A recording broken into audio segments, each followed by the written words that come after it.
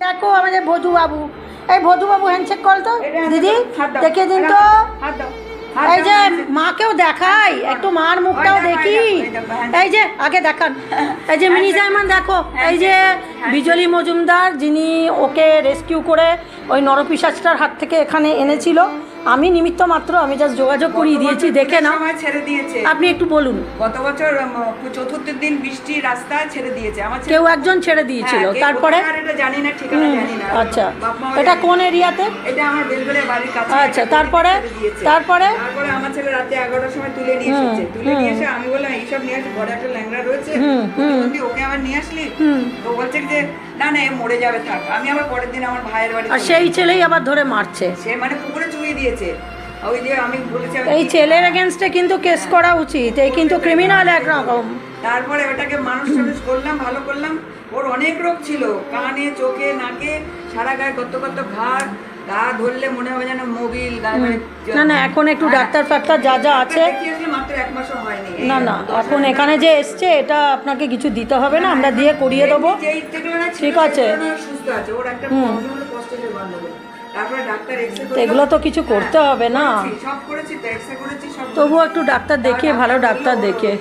পেছাবের জায়গাতে একটা সিস মতন আছে, তো অপারেশন করলে মরেই যাবে। ডাক্তার নিজেও বললো বয়স হয়েছে তো, অপারেশন করলে মরে যাবে।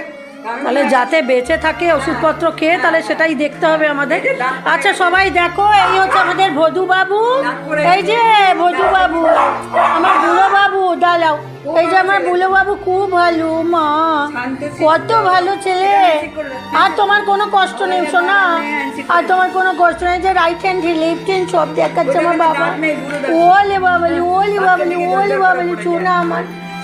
তো এই বাচ্চা এই ভদ্রমহিলাকে ছাড়া থাকতেই পারবে না, ও পুরো ট্রমাটাইজড। এমনি ওনাকে দেখে এখন পুরোপুরি সুস্থ। আমাদের যে কাজটা আছে সেটা হচ্ছে এই বাচ্চাটাকে, যে ক বছর বাঁচুক, 8 কি 9 বছর বয়স, না 9 বছরের বেশি হবে, ডাক্তার বলেছে 9 বছর। আর যাই হোক 9 বছর, আরও ঠিকঠাক করে রাখলে 3-4 বছর ও যাতে সুস্থভাবে বাঁচে, সেটার জন্য একটু আমাদের দেখতে হবে। আর ওনার এখন সেরকম ফিনান্সিয়াল সামর্থ্য নেই যাতে কিনা ওর ট্রিটমেন্ট করতে পারেন।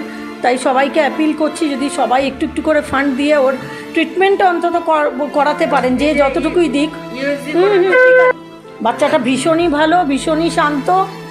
কে এরকমভাবে মারে নিরীহ বাচ্চাগুলোকে আমি বুঝতে পারি না, এত ভালো যে। তবে এ কিন্তু এর পুরনো পেট প্যারেন্ট মিসেস বিজলি মজুমদারকে ছাড়া বাঁচবে না, ভীষণভাবে ভালোবাসে, এবং ওকে ছাড়া উচিত হবে না, ওনার থেকে সেপারেট করাটা খুব অন্যায় হবে। আমাদের একটাই কাজ, এখন একটু ফান্ড তুলে ওর ট্রিটমেন্ট করে যে ক বছর বাঁচে একটু সুস্থভাবে ওকে রাখা, বাস।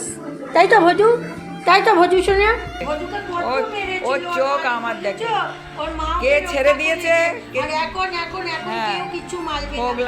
খোগলা দাদু দাদু, বুড়ো দাদু, পচা